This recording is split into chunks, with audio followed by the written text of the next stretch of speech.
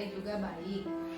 Oh iya Bu Dian, sesuai dengan rencana kita ini akan melaksanakan observasi atau supervisi akademik ya Bu.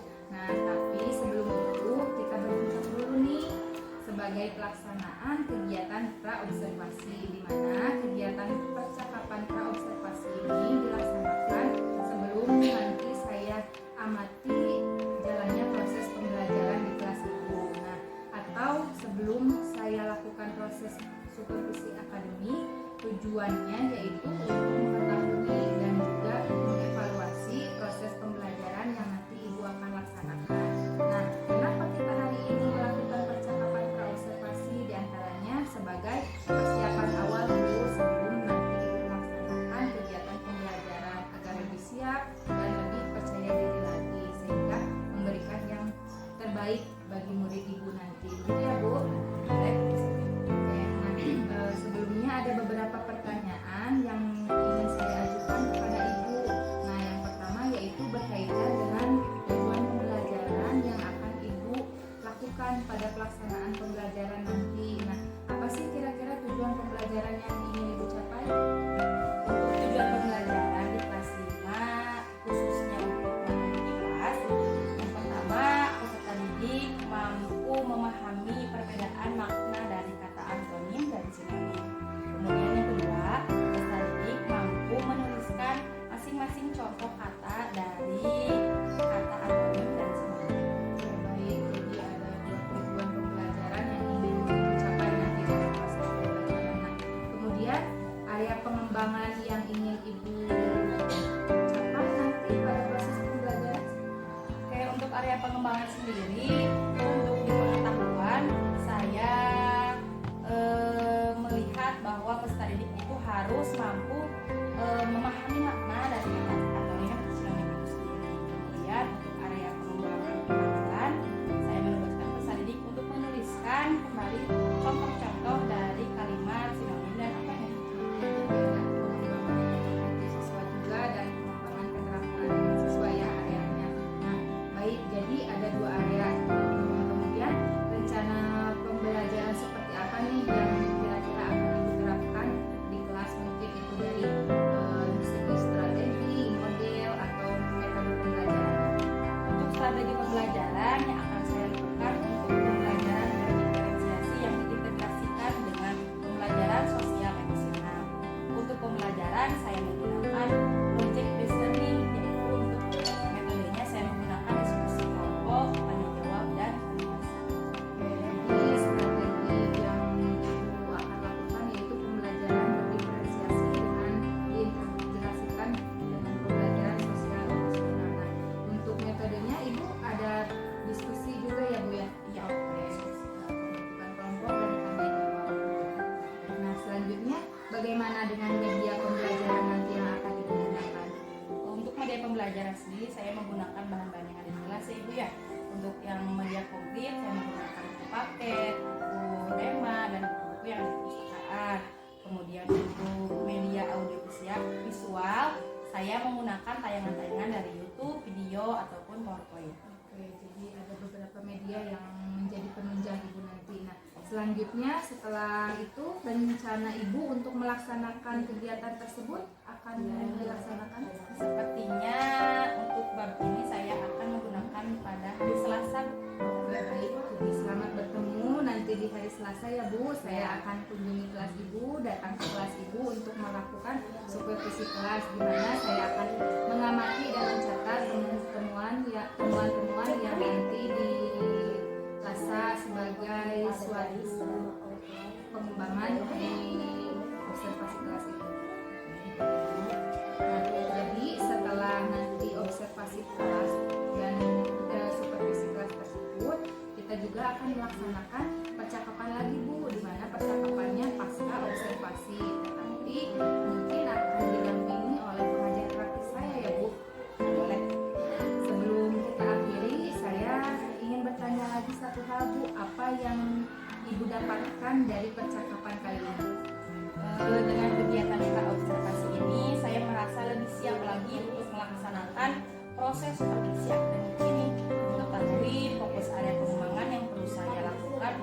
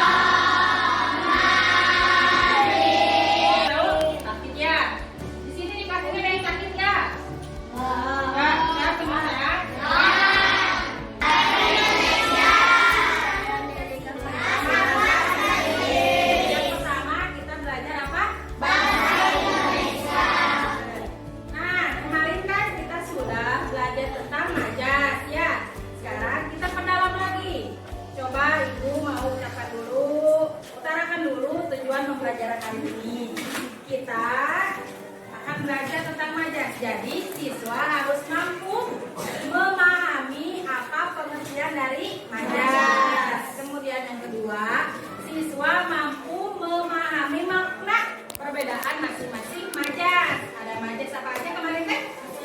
Personifikasi, apa lagi? Baik. Untuk penilaian lain. Jadi kiasan itu kata lain, makna lain dari kata-kata yang akan disampaikan oleh penulis. Jawaban yang tadi.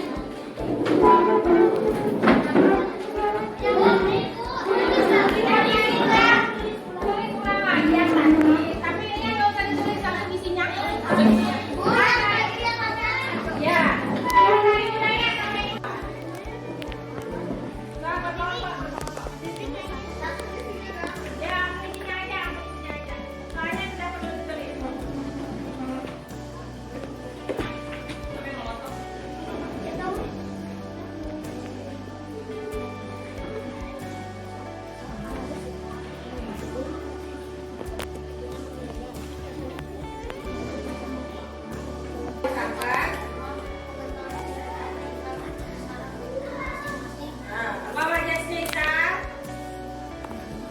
Apa majasnya? Siapa yang tahu majasnya? Personifikasi. Apa majasnya?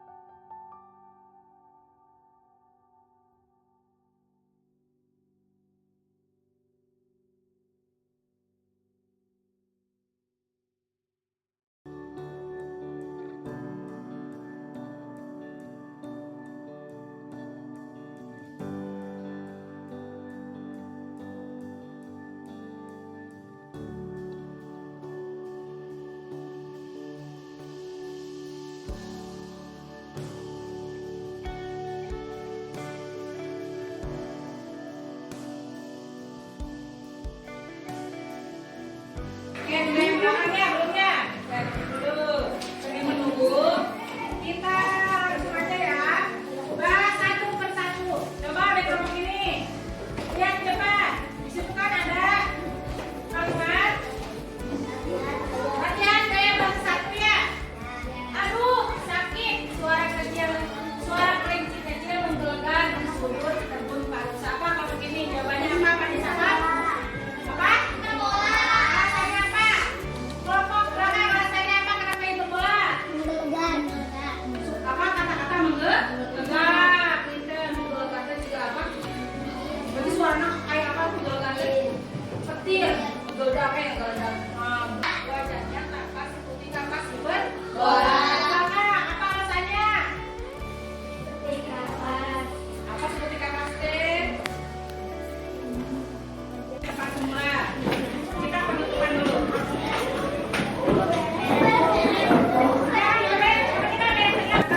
Tadi yang kita pelajari tentang apa? Majas. 5 huruf M-A-J-A-S. Majas terbagi menjadi 3. Ada 1.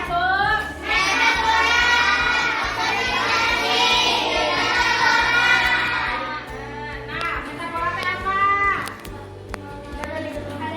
Simbol lain. Kata lain. Tadi contohnya sudah gobelan teh, kata lain dari api. Kemudian personifikasi teh apa? Benda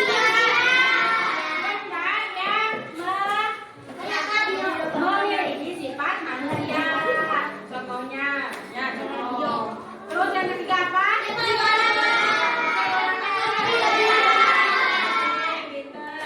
Mungkin Ibu cukupkan sekian pembelajaran hari ini. Mudah-mudahan banyak manfaatnya buat kita semua. Terima kasih. Wassalamualaikum warahmatullahi wabarakatuh. Waalaikumsalam warahmatullahi wabarakatuh.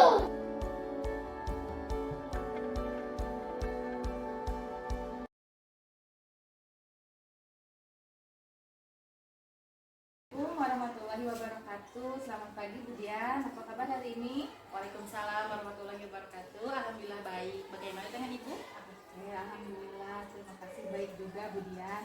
Oh iya Bu Dian, pada percakapan pasca observasi ini, izin ya, saya akan memberikan beberapa pertanyaan kepada Bu Dian terkait dengan jalannya proses observasi kelas yang sudah Ibu lakukan dengan tujuan untuk mengevaluasi sejauh mana proses pembelajaran yang sudah Ibu lakukan di kelas. Ya, baik Bu. Nah, untuk pertanyaan yang pertama, bagaimana nih Bu perasaan Ibu terkait dengan jalannya kegiatan pembelajaran yang sudah berlangsung? Untuk perasaannya sebetulnya awalnya saya grogi, cuman lama-kelamaan saya sudah terbiasa. Ya, alhamdulillah ya Bu, sudah berjalan lancar dan baik juga. Nah, kira-kira bisa diceritakan tidak Bu, diceritakan kembali area pengembangan apa yang Ibu lakukan di dalam kelas, kemudian langkah-langkah ataupun tahapan pembelajaran yang Ibu laksanakan. Untuk tahapannya, saya membuat perangkat pembelajaran dan media pembelajaran. Untuk area pengembangan, saya memilih untuk area pengetahuan dan keterampilan. Untuk pengetahuan, siswa mengetahui makna kata sinonim, antonim, dan kemudian ada majas. Sedangkan untuk area keterampilan, siswa mampu membuat sebuah kalimat menggunakan antonim maupun sinonim ataupun majas. Baik Bu, berarti area pengembangannya berkaitan dengan pengetahuan dan keterampilan ya Bu. Nah, menurut Ibu nih, sejauh mana area pengembangan yang sudah Ibu sampaikan tadi? Apakah menurut Ibu sudah berhasil dilakukan di dalam kelas atau seperti apa? Menurut saya, alhamdulillah sudah berhasil dan berjalan dengan baik. Namun, memang masih ada yang perlu saya tingkatkan kembali. Oke, jadi Ibu sudah merasa berhasil dan berjalan dengan baik, tetapi masih ada beberapa yang perlu Ibu tingkatkan, begitu ya Bu. Nah, kalau begitu menurut Ibu hal apa yang perlu Ibu tingkatkan saat melakukan proses pembelajaran di kelas Ibu? Hal yang harus saya tingkatkan yaitu penggunaan media, karena pada saat pembelajaran saya hanya mengakomodir gaya belajar visual saja. Oh begitu, jadi Ibu merasa penggunaan media untuk siswa itu dirasa masih belum maksimal, begitu ya Bu? Iya, betul. Nah, kira-kira mengapa sih Bu hal tersebut dapat terjadi? Mengapa bisa Ibu rasa kurang maksimal begitu Bu? Menurut saya, media yang saya gunakan hanya untuk siswa dengan gaya belajar visual. Saya kurang mempertimbangkan kebutuhan siswa dengan gaya belajar yang beragam, yang memerlukan aktivitas fisik lebih banyak. Baik, jadi Ibu merasa bahwa media yang Ibu gunakan itu lebih cocok untuk siswa yang gaya belajarnya visual atau auditori, begitu ya Bu. Jadi apa yang Ibu pikirkan sebagai solusi untuk permasalahan ini Bu? Saya berpikir untuk menambah referensi tentang media pembelajaran, mencari dan menggunakan media pembelajaran yang lebih interaktif, seperti permainan edukatif atau alat peraga yang bisa mereka gunakan secara langsung.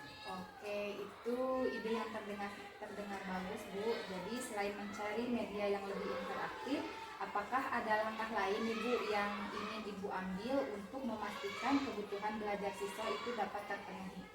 Saya juga akan mencoba lebih banyak variasi metode pengajar, misalnya dengan membuat kelompok belajar yang memungkinkan siswa dengan beragam gaya belajar dapat berpartisipasi aktif dalam pembelajaran. Bagus, sangat baik Bu.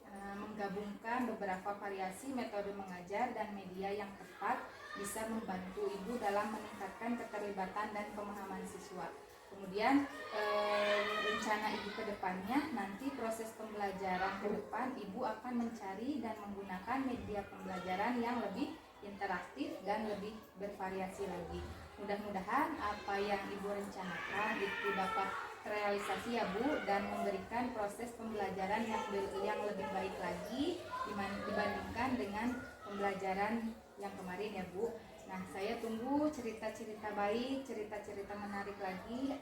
Apakah nanti bisa direalisasikan atau tidak ya Bu?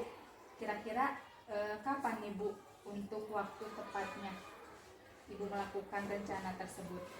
Mungkin untuk waktu tepatnya belum saya tentukan, tapi insya Allah akan segera dilakukan secepatnya. Oke, baik. Jadi belum terjadwal namun akan segera dilaksanakan ya Bu. Baik Bu, terima kasih banyak untuk jawaban-jawaban yang Ibu sampaikan. Baik, jadi Bu Dian, apa rencana pengembangan diri yang akan Ibu lakukan ke depannya? Untuk rencana pengembangan, saya akan meningkatkan kompetensi siswa terhadap materi pembelajaran dan meningkatkan keterampilan yang ada pada siswa. Jadi peningkatan kompetensi, pengetahuan dan keterampilan pada siswa ya Bu. Nah, kira-kira ukuran keberhasilan dari rencana pengembangan diri Ibu tersebut seperti apa? Yang pertama, terciptanya pembelajaran yang aktif, kreatif, dan menyenangkan. Kemudian yang kedua, terpenuhinya kebutuhan belajar sesuai dengan bakat murid. Kemudian yang terakhir, terbentuknya kemampuan siswa yang bernalar kritis.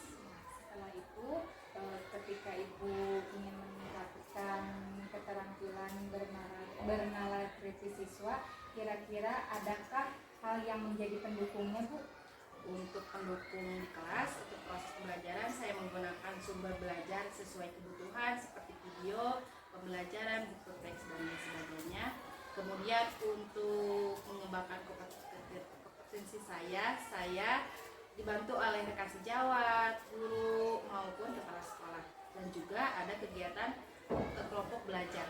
Komunitas belajar begitu Oh ya ya, Bu? komunitas belajar. Jadi setelah pengembangan diri tersebut, kira-kira waktu yang dibutuhkan atau kapannya seperti apa? Untuk waktunya menyesuaikan komunitas belajar setiap 2 minggu sekali. Baik, kalau begitu terima kasih Ibu sudah melakukan pembelajaran berdiferensiasi. Mudah-mudahan Ibu tetap konsisten dengan apa yang sudah Ibu lakukan ya Bu. Terima kasih Bu Dian atas waktunya. Wassalamualaikum warahmatullahi wabarakatuh. Waalaikumsalam.